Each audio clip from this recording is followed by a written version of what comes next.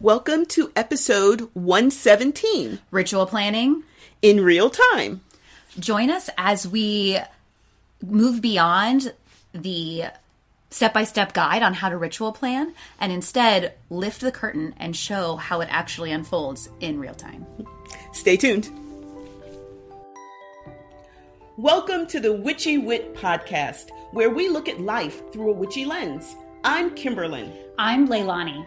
At Witchy Wit, we explore current events, ideas, music and books, and experiences in ways that recognize energy and life in everybody and everything. We are both real witches. And we bring two real perspectives through the lens of our different ages, races, and backgrounds. With a healthy skepticism for what we have been told is true, our conversations are raw, candid, and vulnerable. Join us as we cast a spell to uncover what we each know is true in our intuitive, witchy selves. Welcome to episode 117. Ritual planning in real time. All right. Yay. We'll explain a little bit about more about what that means in a bit. But let's talk a little bit about what we're doing right now before we dive into our ritual planning. That sounds awesome. Good. I have a surprise check-in for you. Okay. So I did notice you came in with a box. I came in. So here's a very large box. Very large box, yes. And I'm ready to show you my ceramics from my ceramics class. Oh my gosh! So I don't want to. Oh my gosh! So oh, this is beautiful. And here's I see a spy. And here's a lid. It's like so I would call it like a little jewelry box or a little jewelry bowl or a condiment bowl. Can you eat? Is this edible glaze? Yeah, it is edible. And so inside, may I describe it? Oh my gosh, this is amazing. So inside, it's a brown glaze, kind of brown mottled, going in between dark brown, a tan, but it's a really beautiful kind of smooth, organic kind of segue of colors. And then when you take the lid off, which is a cute little mushroom, little button lid, which fits quite nicely, I must say. Thank you. I've experienced people who have made ceramics, and that's not an easy task. And on the top of the little button mushroom cap is a crescent moon. Thank you for noticing. Which is very nicely done. Thank you. I mean, it's really sharp. The edges are nice and sharp with the crescent. Yeah. So, and then on the inside is a spiral. And this is so beautiful. And it's a really beautiful bottom. It's nice. And how'd you get the bottom so flat? Oh, I guess it's flat. I trimmed it, yeah. You trimmed it, okay. And then is this your own unique signature? Yes, that's my little signature. What does it say? It's L for my name. Oh, there. Okay. Beautiful. That is lovely. So, and I see more. So I'm just going to hand them to you. Okay. I love that you noticed the spiral, because I felt really called to put the spirals on them. I want to just say that, so I have two that are kind of, one is brownish gold and one is gold, very earthy colors. I'm noticing, it's clay, but you could choose to do something different. And so in one bowl, there's again a spiral at the bottom, and in one of the sides, you can see the triple moon. So, the waxing, waning, and full moon, which is beautiful. I love that. And I really love how well you trimmed the bottoms. It's nice and flat. I've had a friend who did this, and they were all kind of, organic. Yes. And then there's another one, the gold one also has the triple moon on the inside and the spiral at the bottom, which is really beautifully done. So you're so good at this. Here's a one, and it doesn't have a lid. It has like a cover. It has a cover. So here we have one. It's a black glaze, kind of, going between like a lacquer kind of look.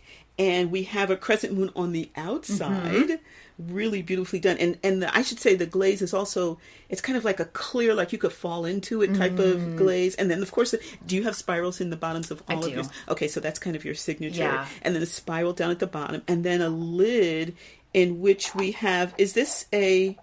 Oh, I see it. It's the triple moon. But, the triple moon, when you hold it that way, it kind of looks like a figure, right? It does, like maybe the horned god or something like that. So beautiful, and has a cover. And so on the inside of the cover, it says, as above, so below. And then we have a pentacle drawn in the middle of it. How beautiful. My gosh, this is,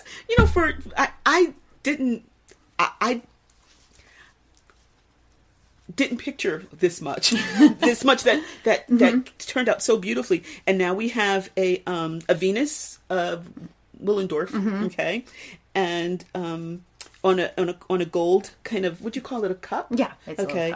a little cup. I don't see it. This is from the very beginning. That's one of the first ones. Oh, so you don't have a spiral in the bottom. These are my first two pieces. Okay, you hadn't developed your signature. I had not yet. Okay. So these are like my first three pieces. I'm feeling the difference in the weight. So is that different types of clay that you It's played me with? getting better. Oh, okay, gotcha. Oh, okay. So and then this is kind of a yellowish gold, as is the one that I'm holding. Another small bowl with a crescent. It still has a crescent in the bottom. Yeah, this is me. When I first You figured it out. playing it out. Okay. Well, the elements told me to do the spiral. Okay. Now, what did you use to do? What kind of implement did you use? I had like a little scraper thing that's like a hook, a hook, and I would put it down as it spun and pull it so it would spiral. Oh my gosh, that's what a technique! I mean, that's an amazing technique. So we have another bowl that's a very small bowl, like a jewelry size bowl, is what I consider, and then which is that kind of more of a lighter yellowish gold, and then another with a kind of a greenish glaze around the edge, and then the gold. Oh, and then the greenish blue on the inside where you have the spiral. So did you just pour like a glaze in there? Yes. Oh yeah. my gosh. Yeah. That's amazing. And then did you just dip that, or how did that work? I painted it, but I intuitively had the glazes had the elements tell me which one to use for each one. So this is kind of like a spiritual ceramic experience. I love this. So we have kind of a square. Square. Now that is Thank hard. you. I would imagine. Yes. Okay, it's more difficult to do this. So it has a rounded bottom, but then it comes up to a rectangle or square. Square. Square. Yeah. But beautifully, nicely, really smooth finish to it. And then we have, it's the 4 elements. It's the 4 on the 4 sides. So it's kind of it's really an alchemical symbol. Oh my gosh, how magical. What a magical, oh my gosh. Oh, this is, I love this. I love this. So now we have one with kind of that blue green glaze that I was saying earlier, and this is over the whole side of the cup, the inside and the outside of the cup, and kind of allowing it to just pour very organically. And then in the front is a crescent moon that you attach to it, or I did. okay. And how do you make sure it stays on when you There's go like to the kiln? you use some slip. It's like a special mixture, and then you score it and then stick it. Oh, lovely, beautiful. And then of course you have your spiral on the inside. Yes. My signature spiral. Oh my gosh. So now we have another one with that black glaze. That's really, this one is like a black gold because it's bigger. I can see it a little bit better. Like a black with hints of gold and bronze maybe. And then of course the signature spiral in the bottom, which is, I mean, you're getting really, really sharp with it and very smooth. Very nice. I love this. That is such a beautiful And top. here's my last one. Okay. Oh, so now we have, oh my gosh, this is very, very professional. So now we have kind of like a green, it's almost like a little, I don't know, a mushroom or like a little witch's house out. Yeah. Oh, I love that. out in the forest, on the edge of the forest, on the edge of town. So it's a green glaze, and oh my god, now that's got to be difficult. So it's a lid. It has like a little knob. A knob. Something. Okay, so yeah, it's kind of like an apple core. Oh yeah, an apple. What is the thing? The brown thing that sticks out the top? Apple. Yeah. What is that? An apple stem. A stem. stem. It's a stem. I'm so glad I retired. I don't have to come up with these words at will. So it has like a little stem. But what makes this so different is that you have the top of the lid, and then you have like the circular part that goes in the bottom, the body of the other, which requires a great deal of care, I would imagine, to get that to actually fit and for it to be so smooth and professionally done. I love this, and it's kind of an olive green, would you say? But which is the same as kind of similar to the outside of the other, but the outside of the other has also some other lighter greens in it as well. I love this; it's so beautiful, and it also has the spiral. Oh, you have writing. Yep, it says, and so it is. And so it is. Oh my gosh. And did you just do that with like I use it like a stylus or something? Yeah. Wow. So it's ... and so it is. You did. I did not picture so many. I pictured like one or two kind of misshapen. The way you were describing it, this is so much more beautiful and so much more professional than what I'd pictured from your descriptions. You were selling yourself short. Aw. Yeah, but these are beautiful. Well done, you. You've got to be so you can decorate your house with your pottery. You did it. I thought you did a beautiful job, and I could see you can. I mean, I don't know if you're like done with it or not, but you know, it's you've done such a beautiful job that it seems like you've developed skills that you can build upon. I think so. Mm-hmm. Thank you so much. I've been really excited to bring it to you and to show you because you were very much with me on my journey. part of the journey, like you would send Marco Polos. Okay. Yeah. And our listeners have as well. Yes. Because I'm sure I listened back to one of the episodes where we were talking about how it was in the kiln and we were wondering if it was like shattering the other pieces. So well done, you. Thank you. Yay. Thank you for sharing. Thank you. Mm-hmm. Would you be interested in checking in? Sure. So my check-in is actually, so when you come in, usually I have tea or some sort of juice or whatever. And the water that we're drinking, I asked you if you wanted lemon in it. I do. And you said you did. This is actually from a craft that I made back at the spring equinox. Actually, she has been on the episode. One of our sisters, the pagan astrologer shaman, we did a craft, and basically you take a lemon and you let it sit in salt for a while. I guess it kind of preserves it a little bit, and then we had it. I can send you the link to it. It's a woman in England, I think, who creates these wonderful spells and kitchen crafts and kitchen blessings and things like that. And I'm normally not your crafty, like let's make something or what. I mean, I do my collages, right? Yes. But this was something I kind of committed to.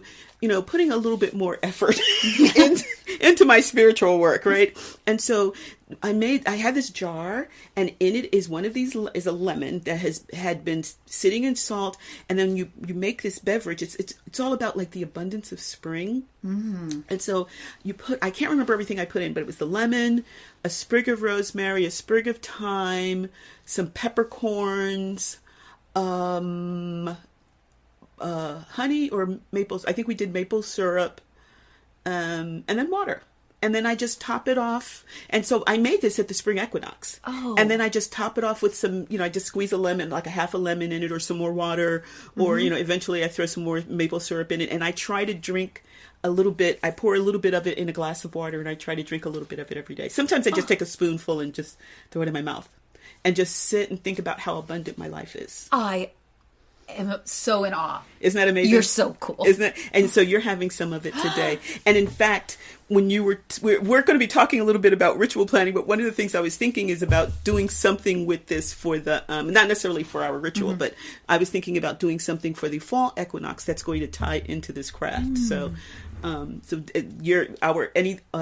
discussion today talking about your ritual will hopefully kind of maybe give me some ideas for how I can do it. Yeah, isn't this amazing? That's so cool. So yeah, I love this, and I call it. We had been. I think I'd sent you a Instagram from this amazing woman. I think her name is Hedgebet. I think. Anyway, so one of her things is about. As a witch, one of her practices of self-care is to stare into the abyss for 5 minutes. Oh, and we're soulmates. I know. And so what I do is I try to drink this, and then I stare out in my backyard, which is an abyss because it really needs to. I mean, it needs to be mowed, and like this, all this stuff is going on. So staring out into my backyard is like staring into the abyss. Wow. So I drink this and just kind of, I try to stay still for a couple of minutes while I drink it and feel it kind of, going into my mouth and infusing my mouth and then going into the rest of my body. Was this a social media post that you got the information from? It's actually a YouTube, so I can send you the YouTube where she shows how to make it. Maybe on Patreon we can post the link to that YouTube video, and then I could also post the pictures of my ceramics. I think that would be lovely. Awesome. Yay. I'm so excited. Yay. So that's where I am right today. Awesome. Yeah. So having said planning. That, let's start diving into this. So just to give people a little bit of background, we discussed in the abstract how to create a ritual, just kind of how we think about it individually and how we do it in our circle.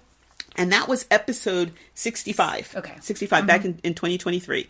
And so you can go back and listen to that. And that gives you like all of the parts of the most common parts of rituals and how we think about that and how we utilize, how we think about those parts as we're creating a ritual, right? But now what we're going to do today is what? We're going to plan a ritual in real time on the podcast. So neither of us have any idea how it's going to turn out. And we're just going to, as we say in our opening sequence of the podcast, be raw, candid, and vulnerable with how it unfolds. And we just thought it would be interesting so that people can see how we do it. Yeah, and of course, how we do it and how I do it and you do it is different. Of course. But how we do it is different from other people, and our circle operates very differently than other people. Can we talk a little bit about that really briefly before we dive in? So often what will happen, a number of different things. Someone will have a certain ritual and might think, like, have a couple of ideas around it, and then they'll send out they might send out an email saying, I'm in charge of the next ritual. Let's say it's going to be Beltane. I'm in charge of the Beltane ritual. And, I'm thinking maybe something along these lines, if they even have that. If you're interested in being a part of it, I'm going to hold they'll either have a time or they'll choose a time based on who wants to come. And people can say, oh, I would love to be on your planning team, or I can't be, I'm really busy, but if you need me if you needed to plug me in for something that night, I'm your girl, or something like that. So that's kind of different ways that we, or I tend to have a little bit more fleshed out before I ask people. Often I flesh the whole thing out and do all the planning on my own, and then people will come in and suggest things that, oh yeah, that does make sense. So, and I've seen it where people come in with basically like, I know we're supposed to do something with candles. Yes, exactly. Yeah. And it's like, okay. And then I've seen other people, oftentimes me, come in like, I basically have the whole idea. Can I talk this through with you? And then we'll figure out like where I have some gaps. Yes. Yeah. Which is kind of where I am today. Okay, good. And what I love about however the process is for me, whether it's like something to do with the candle or it's like I have it mostly fleshed out, is just trusting the sacred to know that it will be as it is supposed to be. Exactly. And not only trusting myself, but trusting the other priestesses and the people in our circle to know that it will be exactly as it is supposed to. And to have their trust in that as well, which is, I think, a major boon for our circle. Is I would suggest that our women are game. We could say anything. Yeah, we could pretty much say anything. We're going to the underworld. Sounds great. Let's do this. Or we can say we're just going to sit here and we're going to stare at our big toe for the next. Okay, let's do this. The abyss of my big toe. Let us stare. Exactly. So they're pretty game. They'll pretty much go wherever we take them. But which is nice. So I'm going to just make the assumption that people have probably listened to the episode 65 about how the ritual planning process works in general. So if there are any gaps in that knowledge, like that episode might help fill it. Yes. But for brevity's sake of this episode, we won't really re-say what we said in that episode. We're just diving in. We're just going to dive in. Good. So I thought I might just start with you and tell you. So the September ritual tends to be our healing ritual. So I knew that I was going into this ritual knowing that it would be centered around healing, and that we tap into that healing is within ourselves, and healing was within the power of the women in our circle, both for our own personal healing as well as for like the greater healing of the world. So the way that I tend to get, and I talked about this in the other episode, I tend to get told what it's supposed to be, and then I'm like, okay. And then how do I make that happen? Yeah, and then normally I disagree, and then I get told like, no, this is what it's supposed to be, and I'm like, no, and then the sacred is like, yes, and I'm like, fine. So I knew that it has something to do with scarves. We're going to charge scarves and then place the scarves. We're going to do energy work and charge the scarves, and then the scarves will be placed over. Then we'll each person will grab their scarf and then go back, and then we'll rest under the scarves for a while. So I know that that's what it's supposed to be. So, and then the initial rough draft I have of the intention is something poetic, something. We heal through through our own power that is intensified by our collective magic.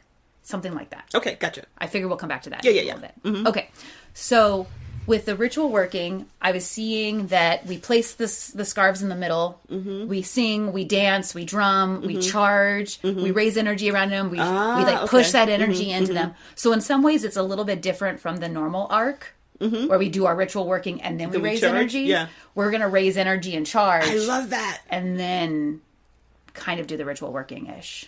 Well, the whole thing is the working starts with the charging. Yes. Yeah. And then we take the benefit of the charging by, we send the energy of that charging into the scarves, and then we use those scarves, and the women can use them as they to heal as they wish underneath.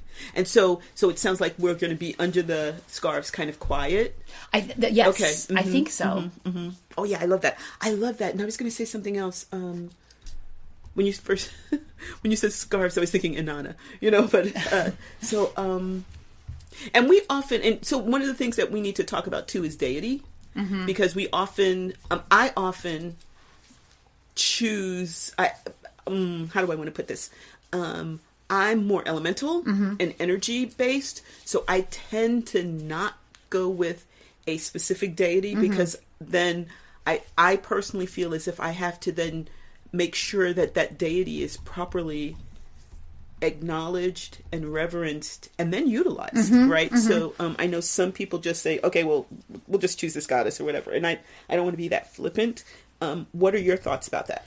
So some transparency with our listeners, I know you're aware of this. I too am more elemental, and then whenever I feel like I really need to pick a goddess, I try to do something really like abstract, like Mother Night, or the goddess within. I'm good with the goddess within. Actually what I was kind of thinking about with this was like the goddess within, or the healing goddess within. The healing goddess within.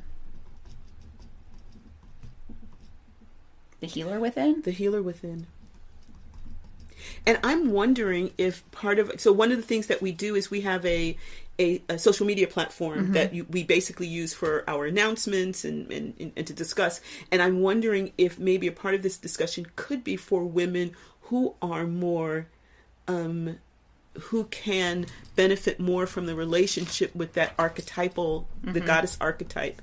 If this might be a conversation that we could have in advance of ritual, is, what healer goddesses would you draw upon, or do you draw upon? I love that. Or would you draw upon maybe in this ritual that we're not necessarily going to invoke that particular goddess or archetype, but that could be something that they can personally draw upon, or that they might utilize in the days coming up towards the ritual. What if we had them bring something, if they wanted to put it on the altar in the middle? So if they had a goddess or something, or a tool that they use, like their tarot deck, or my sister does the tuning forks, or a statue of Inanna, and then they could place it in the center. Yeah, and that would get that charge too. I love that. And then they can bring it home and put it on their altar. And we could also have our circle for our listeners. Our circle has a healing cauldron that we do healing magic with, and so the healing cauldron could also needs to be a major part of. Yeah. So we need to figure out how. I mean, what we normally do is have like a little small healing cauldron ceremony right before ritual. Maybe the healing cauldron can be a part of this ritual. I think so. I think in the past, I can't remember who did it last year, but I think in the past whoever did it drew upon the healing cauldron. So, yes. Okay. I don't know if I know you said that this tends to be, this is just something that our circle decided a while back now, that our September ritual was going to be a healing ritual. What? I have an idea. What if we do our normal thing. We cast a circle, we call the elements, and then we haven't been calling. I don't like calling. We don't like calling it calling. We honor. Thank you. Yeah, we cast a circle. We honor the elements. What if we then honored the healing cauldron? I'm down. Like, especially one of the women that normally is on the healing cauldron, would possibly. And so we often have a period before ritual where we just get together and sing. And so, of course, going down in the cauldron should be one of our chants. Let me make that note. Okay. I'm going down in the cauldron. Don't you worry and don't you moan. Yeah. Okay. Yeah. Yeah. Okay. So that's good. That's definitely going to be one of our Okay. chants. Okay. Yeah. Okay. Okay. Chant workshop. So just so our listeners know, as we plan, like we'll like note thematically linked Connections. chants. So that we can do them in the hour prior. That's what we're saying to make it sound very strategic, but actually we're just squirreling from one thing to another. That's true. Oh yeah, so we link these things together. Yes, they're thematically linked. By the way, do you need somebody to do chant workshop? I do. May I volunteer? Please. Okay, thank you. Okay. So I'm imagining we talk about the healing and that stuff. And then we have them place the scarves in the middle, and then we'll probably start like drumming. Like the energy will probably start somewhat low, and then we'll like ride however the energy is. But I'm imagining it will somewhat swell, but who knows how that will look. So we'll need a chant That's healing. That's about healing or cauldrons, or something. Okay. For that, and we could always have someone write one, or we could. Chant. So there's, I know. So I'm just thinking of all the healing. So there's every step I take is a healing step. That's not a very like. That's kind of that's more. Yeah. That's a little not plotting necessarily, but Yeah, it's a stately. It's a stately. Yes. It's a stately chant. So it's not going to bring it. But we could do. I mean, we could do any of the fire. Let's come back to that because we could do any of the fire chants. Because a lot of them have healing in it. We just need to find which one. Okay, so we'll come back to that. Okay. To the chant that we're going to use. And just one chant, or are we going to do a couple? I mean, so let me ask you this. How much time do you want to spend with this part? I mean, do you picture this as like 5 minutes, 25 minutes of singing, chanting, dancing, to charge the thing? Yeah, probably somewhere between 10 and 20 minutes of singing, dancing, and charging. Okay. So we do some really good work. Okay, so we probably want to do at least 2 chants, right? I would like one chant and then a counterpoint, at least one counterpoint. Okay, there we go. Okay. We're not counting counterpoints. Partner chants. A partner. And that, for our listeners, that's where we sing one chant and then you can layer another chant or a number of chants over that one chant. And that helps build energy. So we might want to just go with she changes everything she touches and be done, or let that be the second one, or something like that. Okay. I mean, just I actually we can write that down. I mean, because everything goes with that, right? But then there's another one that the rest of them go with. So we have tons of choices there. But let's write that one down. She changes everything she touches is one, and then another one that I don't know what we'll decide, but the one that we used for this past month's ritual. My body is a living temple. Is another idea. I kind of like she changes everything she touches. My body is a living temple might be afterwards because it's hard to. Because what happens is we start trancing on that, so it's hard to raise energy because it's like you get to that. Oh, I am that I am, and we just start sinking. So it's kind of the opposite of what you want. Yes. So maybe we use she changes everything she touches for the energy work. And then we'll do the healing work, and then we'll close with the my body. Or we could use the my body as the transition. As we're putting our scarves on, my body is I'm just throwing that out. Throwing it out. Just, make a note. So we become less invitational and more directional as we're planning. and then Leilani will decide what she wants to do. It's like, scratch all of that. Look at. All right. So then we sing, we've charged. Then someone, maybe me, will invite the folks to come up and to take their scarf and then to retreat to wherever they feel comfortable, sitting, laying, standing, and walking around. And they'll place the scarf over either their whole body or, like, let's say like their leg, like whatever. Ooh, right. Maybe just their chest or their head or their whole body. I don't know. And then So we're asking women to bring scarves, Yes. but we'll also have scarves Yes. for women who come from work or forgot or whatever. So I'm going to write down bring a scarf. And I'm also going to write bring healing item Symbol. Like a goddess or a modality. It could be, yeah. Or anything. And we'll that'll also be part of our discussion, our logistics discussion on our social media. So then, while they're laying or standing or walking, I'm not sure. This is with the scarves? Yes. Okay. Like, how do we hold that space? Like, are you and I drumming? Or would you like the chant then? The "My body is a living temple." Okay. Like during that, so I'm thinking drumming. We could pull in technology. I have some 352 hertz pieces that like playlists that are just kind of like droney stuff. I could play some of that for you, and we can drum on top of it. I mean, we could do a number of different things, or we could sit in silence. There is always the power and the fear and vulnerability of being in silence. I don't normally like sitting in silence. The power you don't like sitting in the power and vulnerability. Says the person who likes to go to raves. But I do like the idea of that contrast between, we just did 10 to 20 minutes of like singing and energy, now silence. I do like that. I do think that would be a good contrast.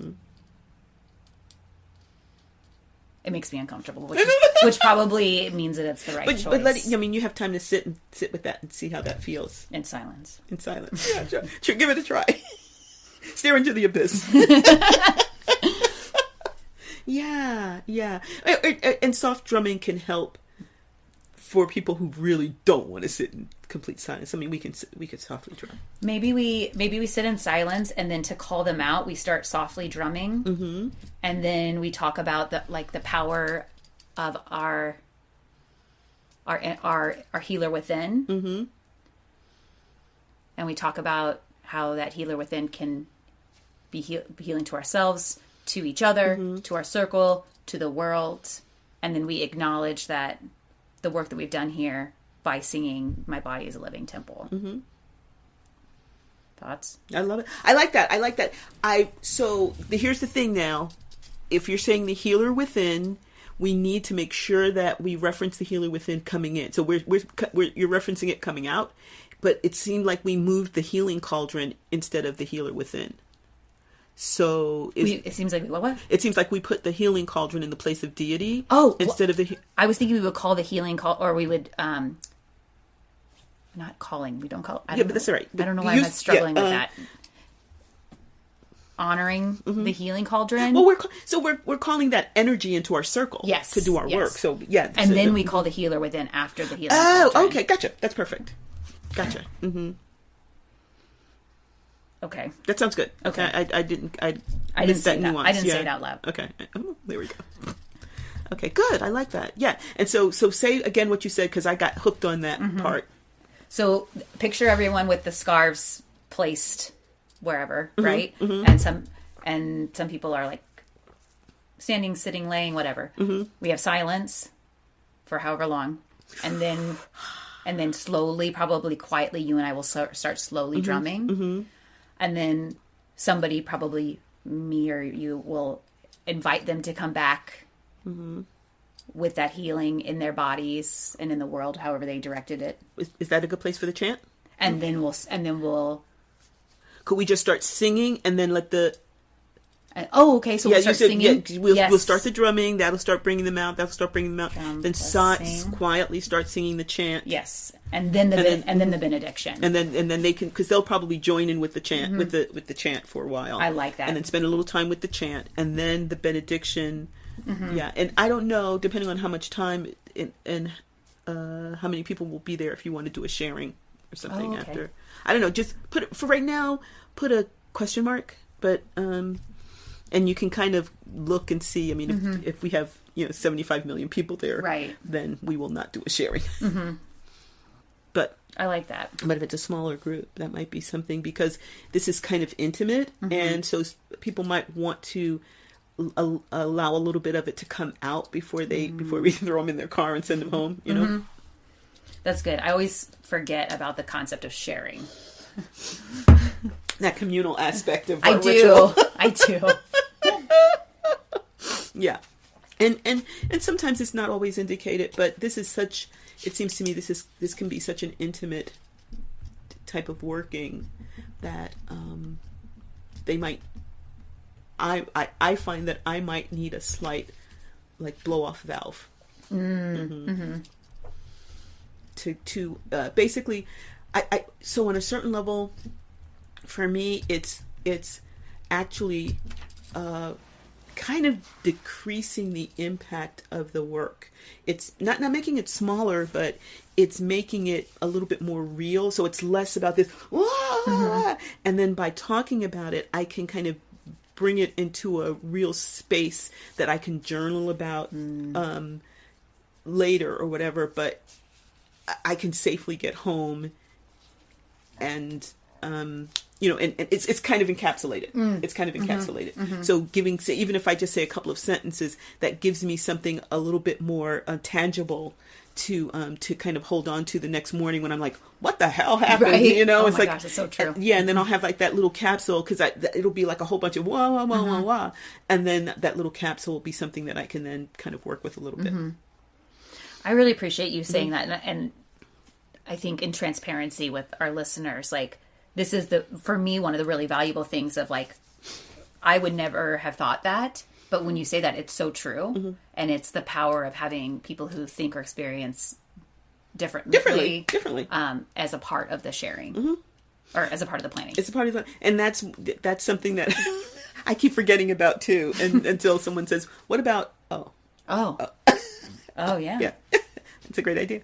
Okay. Wish I'd come up with it. Yeah. So what do we have so far? Okay. So I think we basically have everything. And so then I'll type, what I'll do is I'll type this up into an organizer, because I like organizers and charts. And then I'll see if I have anything missing. But I'm imagining we will cast a circle. Maybe we could cast a circle by connecting the scarves from one person to the other. Scarves or shawls. And when we invite women to bring them, say that we're going to be covering ourselves with them. So sometimes they might bring like a little doily, right? But if which is fine, they can do the work with the doily, right? But if sometimes it's nice to have that whole thing hanging all over you. So. Scarves. So like what we may do, because sometimes we do like hand to hand the circle is cast, but we'll do like a scarf to scarf, something interesting there. We'll call the elements as it relates to the healer, as relates to healing. Then we will honor the healing cauldron. Then we will invoke the healer within. Then I'll talk a little bit about healing and prep everyone for what we're about to do. Then we'll place the scarves around our altar. Oh, I'll have the people put the healing item on the altar probably prior to ritual. Yeah. Healing item on altar prior. And when we call the healer within, I'll probably make reference to the items. Okay, sounds good. And then we'll begin. I'll do like talk about healing. Then they place the scarves on the altar, and then we'll start raising energy and imbue that into the scarves by singing "She Changes Everything She Touches." Then we'll move from that into silence, and I'll invite them to drape the scarf over them or whatever part they want, and then they can sit, stand, move, like whatever feels good. So we'll sit in silence for a while. Then you and I will probably start softly drumming and slowly bring them out of that state. And then we'll slowly begin singing "My Body is a Living Temple" with the counterpoints. That will go, something magical will happen there. And then I'll do a benediction. And then we, depending on the size and the energy, we may have some sharing. And then we'll go out the opposite of the way we came in. Yeah. Quick question. So we're we're singing everything. She changes. All these different counterpoints are going on. Partner chants are going on. Melodies. what are we doing to keep from like screeching to a halt and going into silence? Are we just good? Are we going to maybe we don't cone, but we're. I wonder. Well, we can talk. We can. I actually have ideas why we don't cone because we don't have any masculine energy. I think. Yeah. We can't get erections. Is that what you're saying? It's somewhat. Okay, so we tend to like flourish and then kind of like waves and waves and waves. Like I think it's like a female orgasm. I do think so too. Okay, gotcha. Yes. Okay. Anyway, so we'll do that. So we'll just kind of finish the way we finish, and then will you say something then? Yes. Okay. Yes. Okay, so that's when we go into the scarves. Yeah. Okay, perfect. And I really love the way that you're bringing that up because for our listeners, sometimes I am a planner. I am a planner. I'm a planning planner. And sometimes the plan is something magical will happen. Yes. And some of that has to do, I think, with like experience with priestessing. It's like something will happen and then I will rely on my priestessing experience, or you will rely on your skills to then guide, however that unfolds, to guide us into the shawl thing. So, gotcha. Yeah. I was going to ask something else. I have 3 chants for chant workshop. My body is a living temple down in the cauldron, and she changes everything she touches. Yes. Let's do every step I take as a healing step for chant workshop too. You got it. And what were we just going to say? Something magical, planning.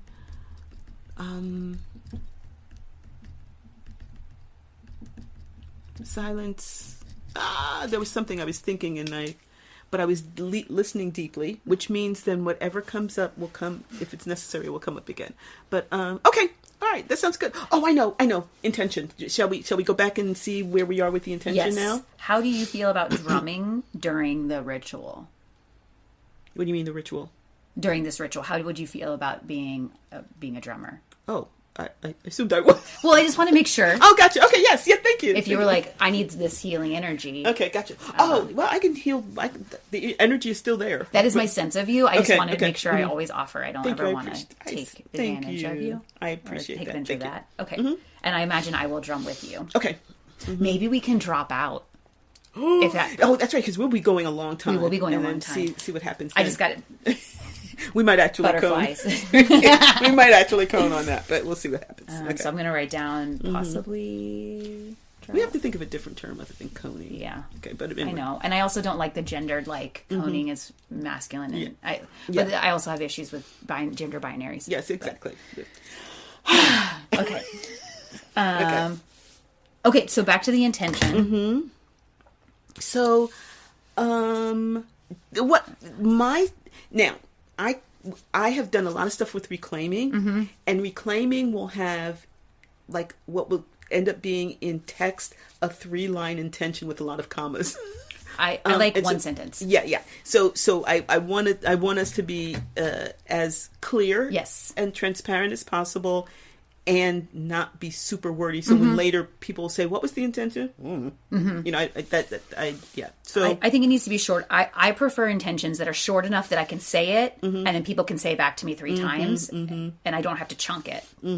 Exactly. So that's a good test for me. Yeah. So some phrases that I like that we came up with during our planning is the healer within. I really liked that phrase. Maybe that's it. We call upon the healer within, supported by the healer within. We heal ourselves.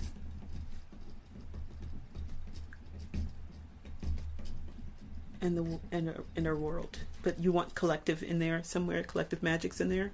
I would like something about because I believe the point of this ritual for me is that I can do this alone at home, and it's very powerful. But there's something powerful about, I just got goosebumps, like sharing space with so many, and like riding that energy wave of the collective. How about, I want it like, I want a really sexy term, not supported, but like enhanced, intensified, empowered, something, empowered by the healing within, and our collective magics. I like that.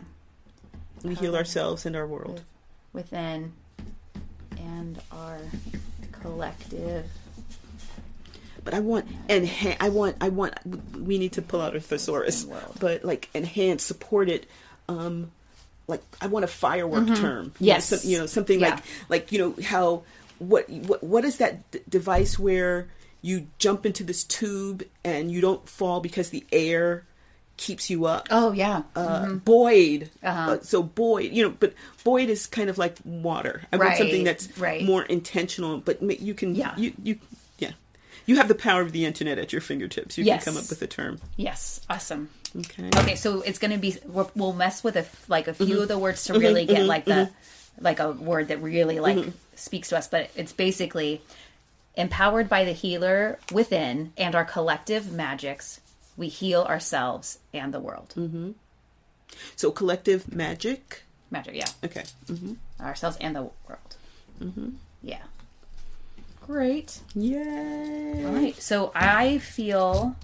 Do you feel like you have enough to be going on with? I do. And something I really like is relatively simple rituals.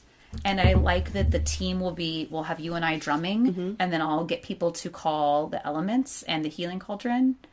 And that'll be... Maybe your sister will drum too. She hasn't drummed lately. So she has not drummed lately. Might be time. Oh, well. So I'm wondering, she does have those tuning forks too.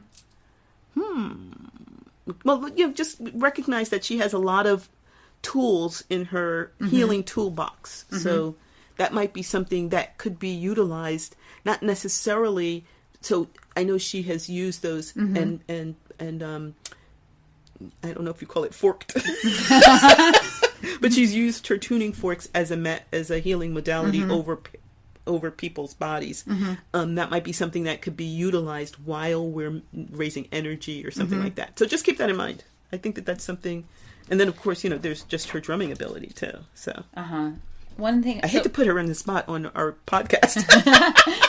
And remember that no is a complete sentence. So one of the things that comes to me while you're talking is perhaps because we have some folks in our circle who have been a part of our circle longer and have committed to more depth in their practice. Perhaps those people maybe will be doing some deeper work during the energy raising. Gotcha. Okay, gotcha. Like my sister with the forks or something. Like that makes sense. Yes, that might be. I like that. Yeah. Okay. I'm gonna write that down. All right. I mean, not that they need permission, but just that we recognize that might be something that they would like to do. They maybe shouldn't feel any need to hold back if that was something that they were drawn to. Okay. Yeah, give them that invitation / acknowledgement of their magic. Awesome. Yay! Thank you so much. Oh, sure, my pleasure. So you feel as if you have the skeleton. I do. Okay, some good bones there. Yeah, it feels really good. Oh, good. So I'm going to go home and I'll type it up and I'll read through it and I'll look for gaps. How are we getting from this to this? Or we said that they were supposed to have the scarves. How do they have the scarves? Who? They're holding too many things. I'll look for stuff like the that. Logistics stuff. Yeah. No, that's good. Yay. Yeah. So thank you so much for being with us as we planned. Yes. I feel like that went really well. Yeah. We also have a poem. And to me, it has a healing energy. It's by Barbara Kingsolver, and I actually it's from her book called How to Fly in 10,000 Easy Lessons, which was HarperCollins 2021. And I actually found this through an Instagram post. It's so funny because I've read at least 2 or 3 of her books. I didn't even know she wrote poetry. Oh, really? No. I didn't know she wrote books. That's why we're friends. we keep our horizons nice and extended. Right? Yeah. Oh my gosh. Man. Yeah. Good books. Oh, good books. Wow. I mean, it's fiction, so it's not your. Oh, that's why I don't know. Okay. But I think she might have written a couple of non-fiction books too. But definitely, okay. Definitely, her milieu is fiction. So. Oh, okay. Yeah. Well, there we go. It's called How to Be Hopeful. Look, you might as well know this device is going to take endless repair. Rubber cement, rubber bands, tapioca, the square of the hypotenuse, 19th century novels, sunrise. Any of these could be useful. Also feathers. The ignition is tricky. Sometimes you have to stand on an incline where things look possible, or a line you drew yourself, or the grocery line, making faces at a toddler, secretly, over his mother's shoulder. You may have to pop the clutch and run past the evidence, past everyone who's praying for you. Passing all previous records is okay, or passing strange, just not passing it up, or park it and fly by the seat of your pants. With nothing in the bank, you will still want to take the express. Tiptoe past the dogs of the apocalypse, asleep in the shade of your future. Pay at the window. You'll be surprised. You can pass off hope like a bad check. You still have time. That's the thing. To make it good. I'm so glad we got a chance to read this poem. You've been pulling it out a couple of times. I've been wanting to read it. So thank you so much for joining us as we lift the curtain a little bit on some of the things that we've been talking about in the past, and you've gotten a chance to hear us working through it in real time. Yeah, thank you. We hope you have enjoyed the magic that has unfolded here at Witchy Wit. It would be great if you would help make Witchy Wit possible and get access to exclusive content by donating on Patreon. We'd love it if you join our Witchy community and enjoy shareable content on Instagram, Facebook, and YouTube. Would you do us a big favor and support us by rating and reviewing us wherever you get your podcasts? It's free and helps witchy folks find us. Feel free to email us at witchywitpodcast@gmail.com. We love to hear from our community. Reach out and let us know what's brewing in your cauldron. New episodes are released every second and fourth Friday. Follow us on your favorite podcasting platform so our episodes go right to your playlist. You can listen as you ride your broom. Stay witchy, y'all!